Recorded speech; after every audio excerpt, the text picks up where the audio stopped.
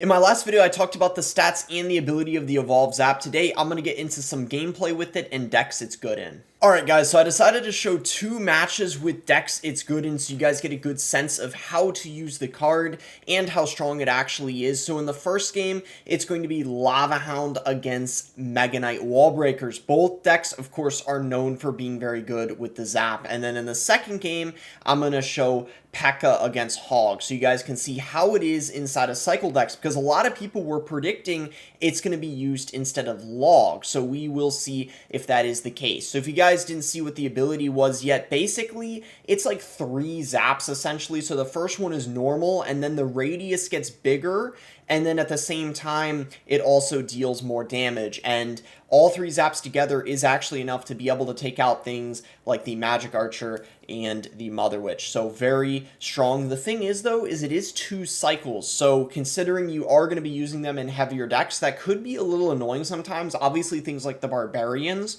are 1 cycle, which is why they pair so well in things like Lava. But with that being said, because the Zap is so cheap, I think it'll end up being okay, because more often than not, even in things like Lava Hound or P.E.K.K.A. Bridge Spam, you're likely going to be able to use the Evolve Zap at least twice in a match. So I don't know what those Skeleton Dragons were. He played them right into the Wall Breakers.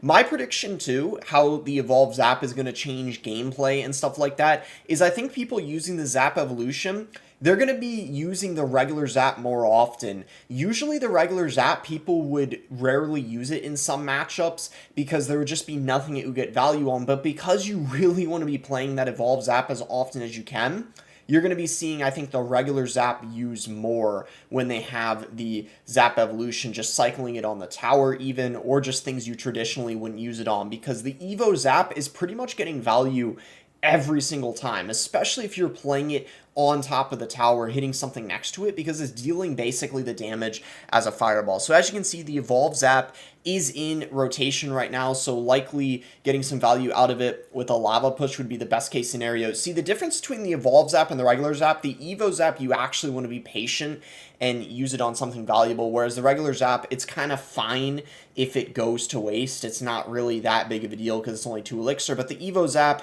you can kind of think of it as just a way more valuable card. So look at this right here, Zap coming in on the Little Prince, even though it missed some of the bats, because the radius is so large, it ends up eventually hitting them. This is the other thing that's amazing about the Evolve Zap. Your accuracy doesn't have to be exact like it does for the regular Zap, because like if you miss something, if you wait a little bit, the unit could end up walking into the second or third strike of it, which could be useful in so many situations. So Balloon wasn't able to reach the tower there, but yeah, you guys saw a good representation of how the Zap can get value even if you're against a deck that, say, doesn't have like an Inferno Drag or an Inferno Tower, where you're gonna like to have that stun.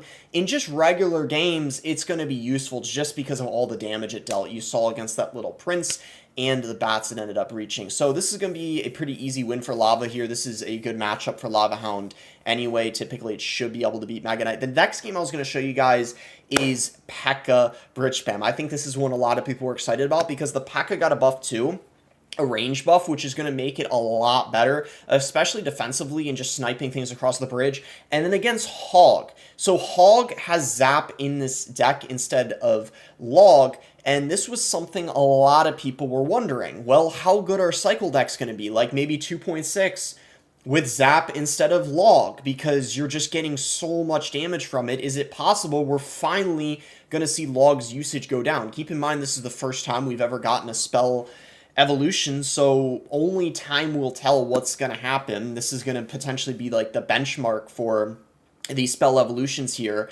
Maybe they're going to try to have all these spells and their evos be similar to the strength of the Zap one. So I'm just curious how this plays out. The Hog is going to end up getting a shot there. Things are not looking too good. Zap comes in and take out the Firecracker. By the way, Evolve Zap kills Firecracker, so there is finally a way to get a positive elixir trade against the Evolve Firecracker. If you're someone that hates playing against the Evolve Firecracker or just the regular Firecracker, highly would recommend using the Evo Zap if you are able to afford it, or if you save your shards. I believe the Evo Zap is going to be in the shop. It's probably going to cost like $10 or something, because that's what the wall breakers were when they were in the shop. And then the Tesla is the Pass Royale. Personally, I think the Zap is way better than the Tesla. I don't want to say it's like way better, but there's definitely, oh my gosh, you see the Zap there, how it allowed that hog to get so many shots. That's the thing.